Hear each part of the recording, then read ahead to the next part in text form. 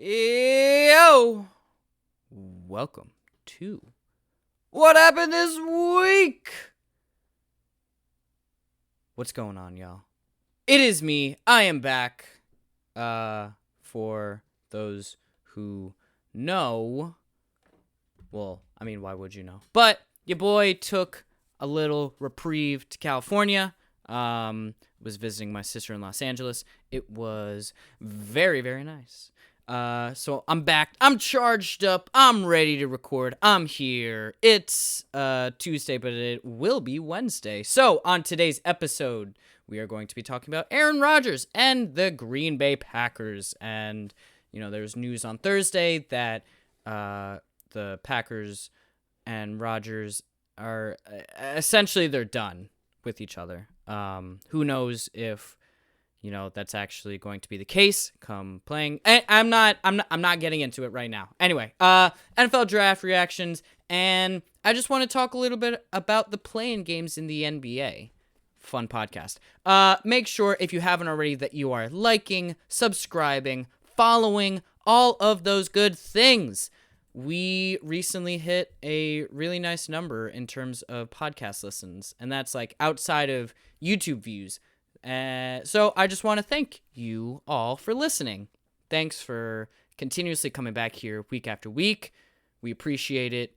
It inspires us to keep going, you know? So keep that shit up, and I'm going to keep my end up as well. Anyway, I'm not going to babble for too long.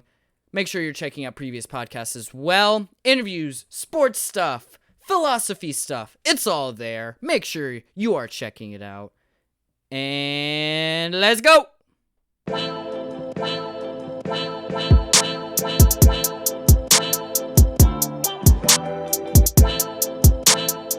So as stated in my opening, going to chat about Green Bay Packers quarterback Aaron Rodgers. And, well, what happened was before the draft, there were a bunch of breaking news that came out that was like, oh, Aaron Rodgers is done with the Packers. He's done with the Packers, and he wants to be traded, or he'll retire and do Jeopardy hosting, which I'm like, all right, dude, you know, do you think, man? And this is I don't want to say it's necessarily surprising that there is so much, I'll say, dislike between Aaron Rodgers and the Packers, but it's a little surprise. It will be surprising to me if they actually trade him, because, you know, this is A-Rod. This is Aaron Rodgers, the man.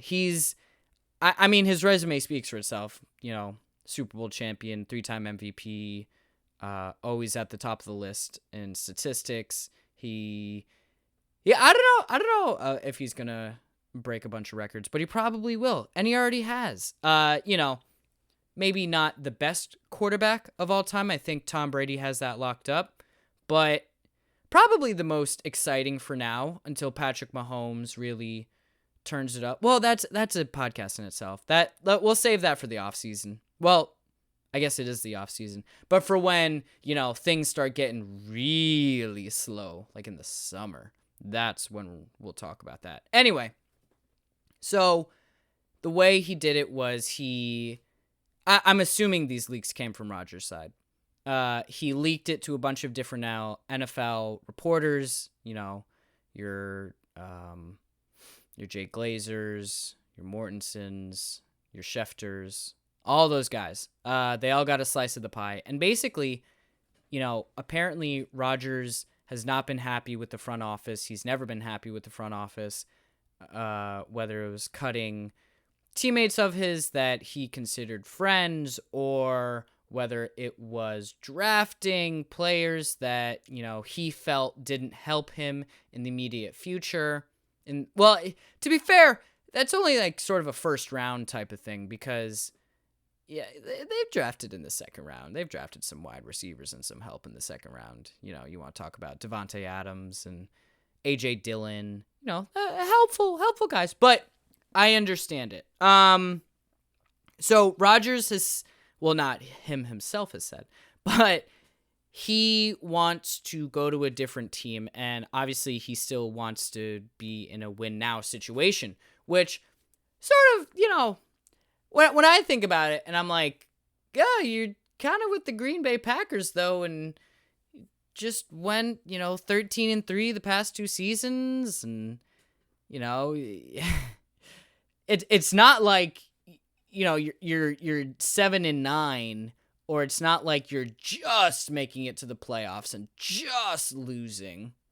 He's got a coach there that runs a style of offense that he likes. And yes, I know he did have to put up with Mike McCarthy for over 10 years. But I don't know. It makes sense to me that he is acting like this. But at the same time, it's like, hey, dude, do you know how many people / quarterbacks, just even starting in the NFL, wish they had the roster around you? Again, he's got an all-pro left tackle in David Bakhtiari. He's got really good wide receivers. And, maybe that's sort of the problem with Aaron Rodgers. Is that it's like, oh, yeah, well, he's got these players around him, but are they just... Is the players around Aaron, is that a product of Aaron's greatness? Is their production just a sort of result of that? And I don't know. I really don't know. I saw a thing that said that he would go to the Raiders, Broncos, and I don't remember the third team. But to be honest with you, if I'm Aaron Rodgers, I'm like, okay, if I go to the Packers, if I go to the Broncos, yeah, that's a better defense, and skill position players are a little better, but I don't know. I don't really like now, like this is what you're doing now. And he says there's contract stuff and this, that, and the third. He didn't sign an extension too long ago. I know there's no guaranteed money left after this year, but I don't know. To me, it's like, dude, I know, the grass is always greener on the other side of the fence, but have a little self-awareness. If you were going to pull this type of shit, why were you not pulling this shit when, you're not making the playoffs and you're struggling to get to the playoffs? Now you've got a team that's relatively balanced, but it's still not good enough. I don't know. Like, what if the Packers had gone to the Super Bowl this year and faced Patrick Mahomes? Would Aaron Rodgers still be keeping this energy? I don't know. Maybe, maybe not. Who the fuck knows? Nobody does. That's who. What do I think will happen with this? What do I think will happen with this? Can't speak today.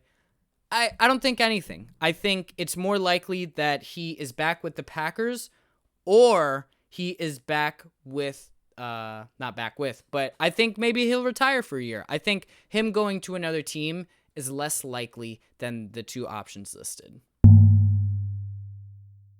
All right. Next topic.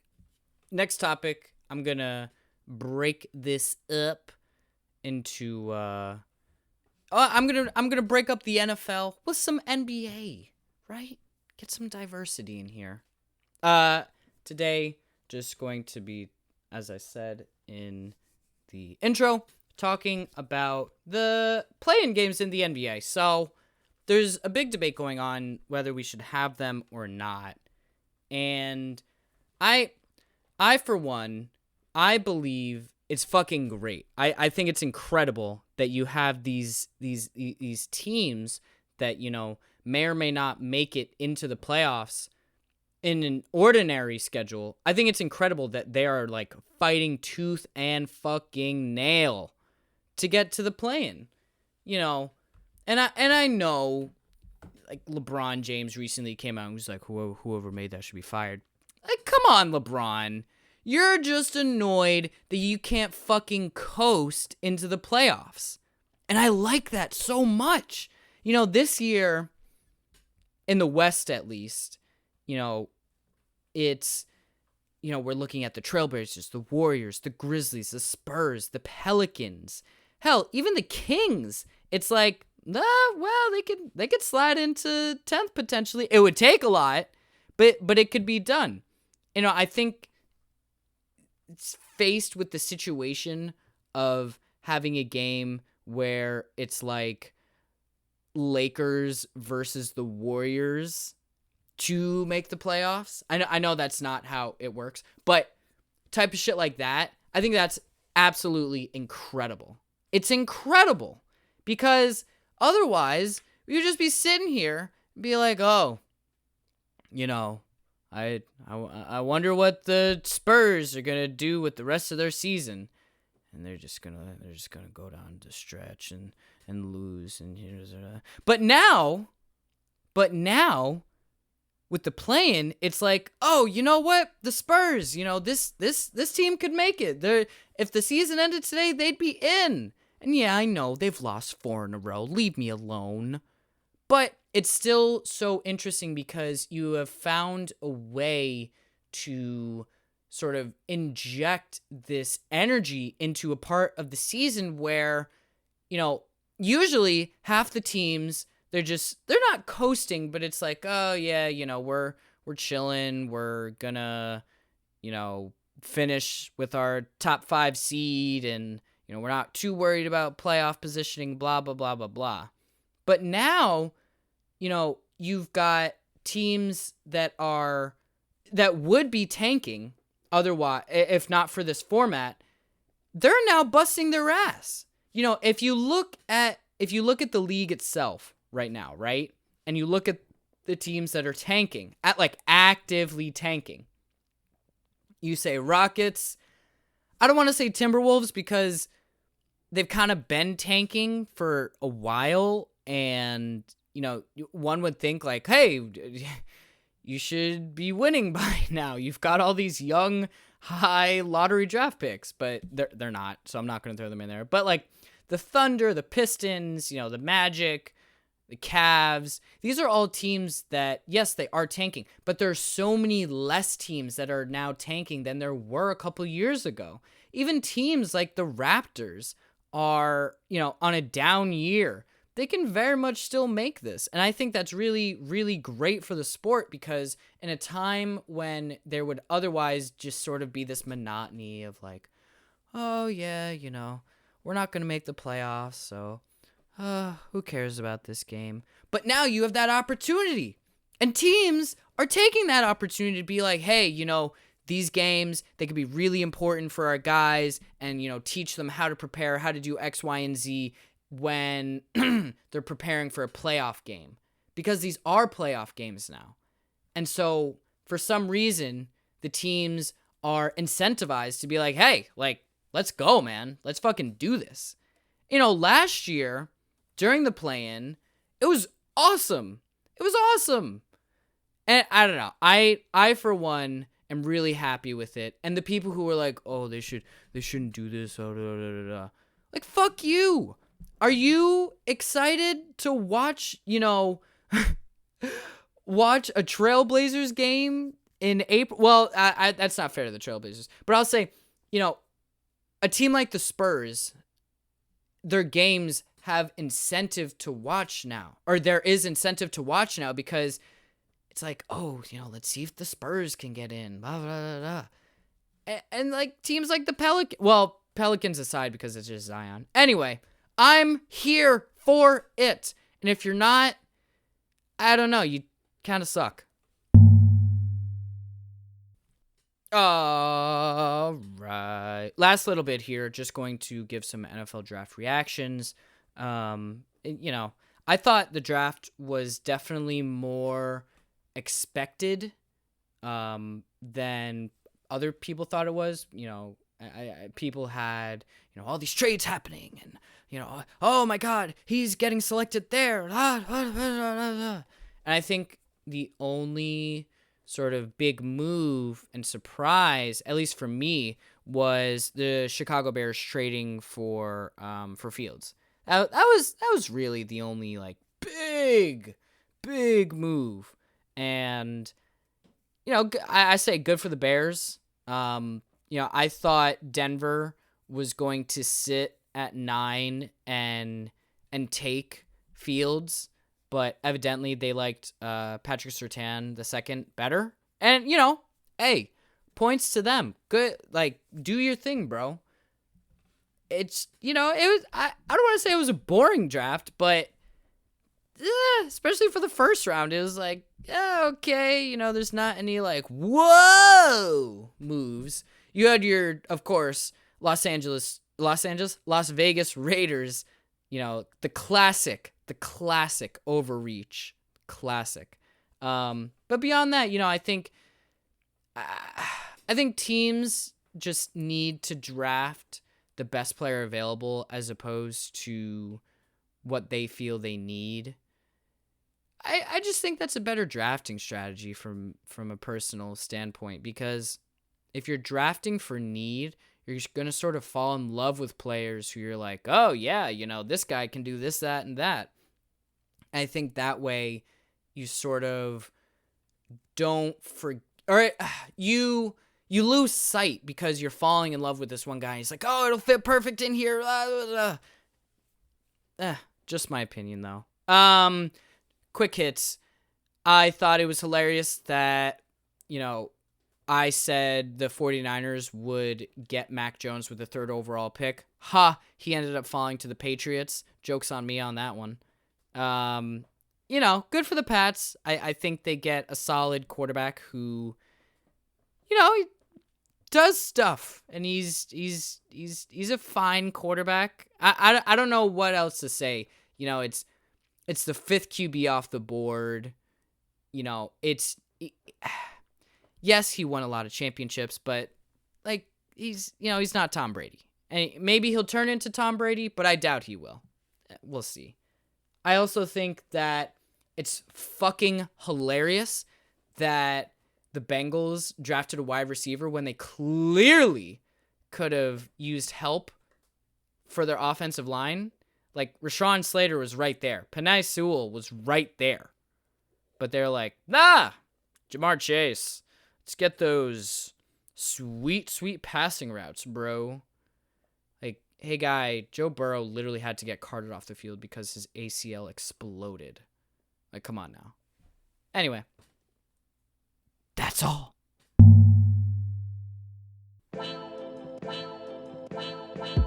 And that was what happened this week. Thank you very much for checking it out. It was a good, chill episode. Very nice. I know I didn't go too much into detail, but that's the point. It's only supposed to be 15 minutes of stuff. So, there, take it all. And I know I definitely ramble and I repeat myself, but it's my podcast and you're still listening. So thank you. Make sure you are liking, following, subscribing, whether it's on Apple Podcasts, Spotify, YouTube, wherever. We just appreciate it nonetheless. Check out previous podcasts. We've got a really exciting week of podcasts coming up. On Monday, I'm interviewing a lawyer who is I'll just say, he's doing some bouts with the NCAA at the Supreme Court. Yes, that's right, folks. I'm going to be talking to a group of people who are fighting the NCAA in the Supreme Court. Anyway, make sure you keep your eyes peeled for that one, because I think it'll be a separate what happened this week. We'll find out what happens, though. Anyway, make sure you're liking, subscribing, all that beautiful stuff that I just said. Check out previous podcasts, whether it's interviews, whether it's sports stuff, life stuff, or just us bullshitting. You know what? We should do an episode of us bullshitting, because we haven't done that in a while. Anyway, thank you for listening. Hope you're having a great day, evening, night, morning, dusk, dawn, whenever it is. Thanks again for listening. Stay safe, get your vaccine, and keep wearing that mask. Peace!